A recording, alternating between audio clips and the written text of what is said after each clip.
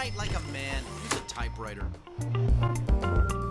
One more topic, and that is Amazon ads. This is really important for self-published authors because the easiest way, the most direct path to being to writing a story and getting it out there, for print on demand is through Amazon. Yep. And which, if that's all you want, that's great. You can do that. But if you also want to if you want your book to show up in people's searches, you have to run Amazon ads, and it's more difficult now than it was when I started 3 years ago. It's a lot more because it really is. Because the last 2 years, choosing my word carefully, has resulted in a lot of people being stuck at home, not being able to work, and looking for other things to do. So they have written and self-published many works. Yep. There has been an enormous saturation, which has driven the cost of running ads through the roof. So for example, the way Amazon does it is you create an ad for your book that you've published. You give Amazon, in this ad that you set up, you give it a bunch of keywords that people might search when looking for something like your book. And search results come up, and they will, at some point, they might see your book on that page of search results. And so that keyword, right? You have that keyword that they searched, they see your book. If they click on your book and go to your book sales page, you pay whatever you bid for that keyword. As an example, 3 years ago, let's say the keyword Harry Potter. And the bids are all competitive. Like Harry Potter, you search Harry Potter. Oh, look, there's the timepiece too. So Harry Potter 3 years ago, maybe 45, 50 cents. If someone they went to the Harry Potter search results and they saw my book and clicked on it, I would pay 50 cents. Now, they might buy the book, they might not. If they do, I would make a $2 royalty. I spend 50 cents to make $2. Brilliant. Now, that same keyword, Harry Potter, is like $3.50. Yeah, it's a loss lead. Every time they click on, not buy my book, but click on my book, I've already spent more in advertising than I would ever make in royalty. That's how saturated it is right now. There's so many people using these keywords. Are they going to change that at all? Do they have any? Well, they did make one recent change that is worth exploring. Is that they are now, if you have any old ads running still, any old ad campaigns, if you go to that ad and open it up and you go to targeting where it shows you the keywords that you entered, they will have a little section there called suggested keywords. Meaning they've been monitoring your book, they've been monitoring your ads, and they're saying, hey, a lot of people who search these particular suggested keywords might find your book if you use them as well. And so you can add those suggested keywords to your list. They're trying to feed into the algorithm with effective nutrient-dense keywords. And so I've been doing that. I went back to all my live campaigns, and I have about a dozen live ones. I have at least 50 Amazon ad campaigns that I've run. There's about 12 that actually get results. And I've added these suggested keywords at a low bid. And what is a low bid? A low bid for me is 25 cents? 25 cents, 30 cents, something like that. Unless I have an ad that I'm willing to overspend on temporarily just to promote that particular book. Which I don't do often. But I've actually seen some results from that, from using these suggested keywords. Hey, Amazon says, hey, Nick, we've been watching your book for a while. We think it, and people who like your book, your kind of book, typically search using these keywords. You should use these in your ads. So I'll do that, and I set a low bid, and it's helped a little bit. It has bumped it up a little bit. And I will say that a lot of people get so hung up on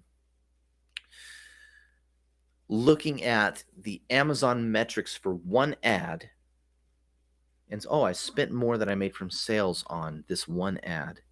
And they don't look at your overall sales across your entire series. And that's a mistake. If you're spending $5, if your ad cost is $5 in, let's say, a day, and you only made $1.50 that day from that ad, that does not mean your ad isn't working. What you need to do is you need to look at your totals, like book report. Look at your total sales. Because you probably made more than $5. Right. Because these people are searching. If you have multiple, this is why it's important to have a series, not just have one book. I only run ads on book 1.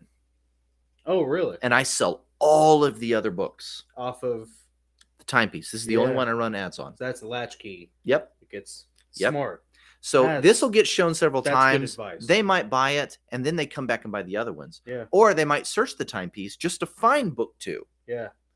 So I don't run ads on books 2, 3, 4, and so forth. I only run them on book 1 and make it obvious that it's part of a series. That's really good advice. Yeah. So look at your overall sales and then look at your ad spend and compare those two things. Don't focus on all the metrics just for that one ad campaign. Yeah. Because I am spending less on my ads than I am making in royalties, which is great. Yeah. Yeah. So I would say to anyone who's dabbled with Amazon ads, don't get too discouraged. Just look at the big picture. Don't get hung up on one ad. Run lots of them and run low bids. Run lots of them, and then look at your overall book sales and look at it over a period of a month, and to really determine if it's working or not. Do you regret doing ad campaigns for your other books in the series? The only ad campaigns I ran for other books in the series was for book 3 specifically, because it has dragons in it. Oh, okay. And dragons are hot. Yeah, right. And when they find that So book and they hot click right on now. it, they're like, "Oh, this is book 3 in a series," so they'll go back to book 1. Yeah.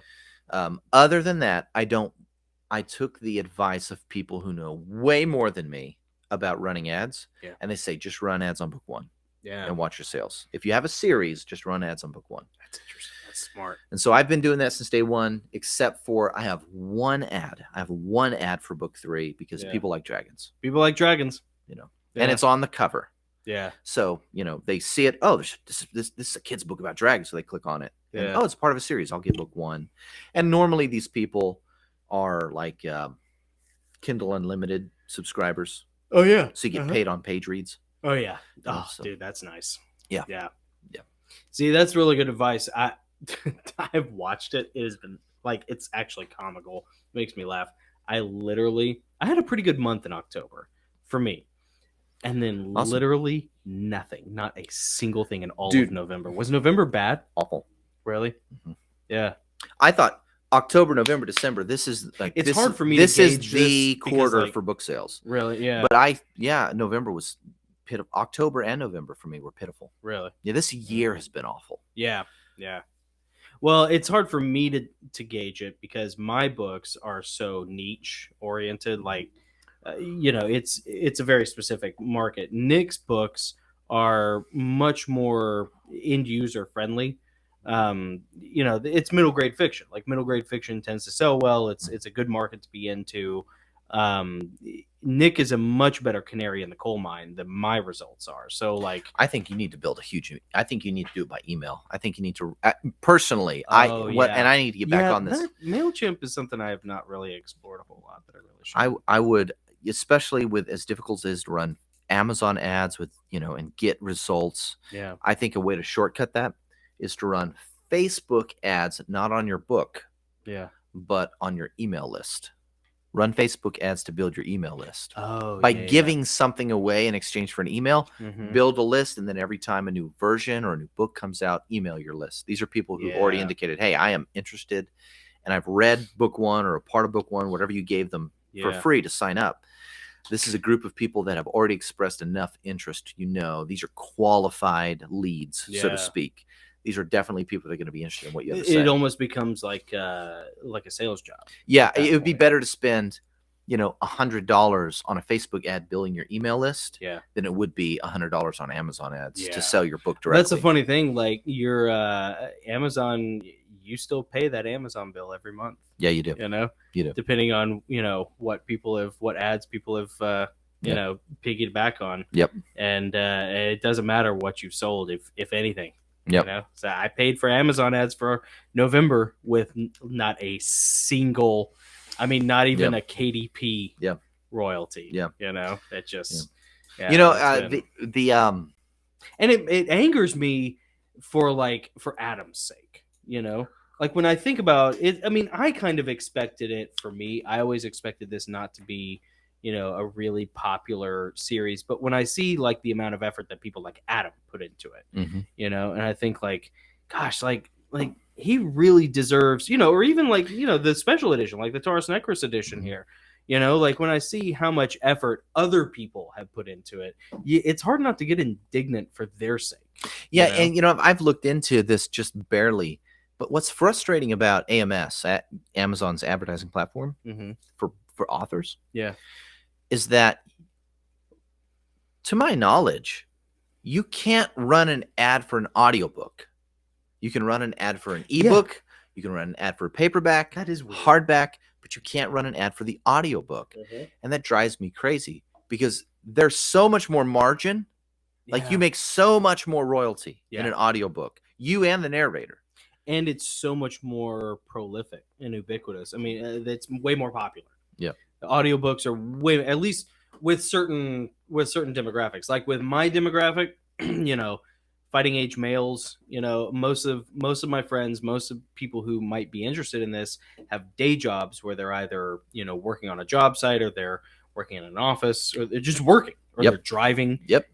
And so like everybody listens to stuff when they do those jobs. Yep, 100%. You Yep, know, so absolutely. it's like, yeah, just- there's got to be a way, and I think they're know. probably going to be. I don't know this for certain, but I think they're going to be developing something like that They've got it. soon. And there might be a way to run like Audible ads Yeah. on Audibles. I need to look into it more, but I would like to be able to direct people to the audiobook format, the audiobook sales page of all the books.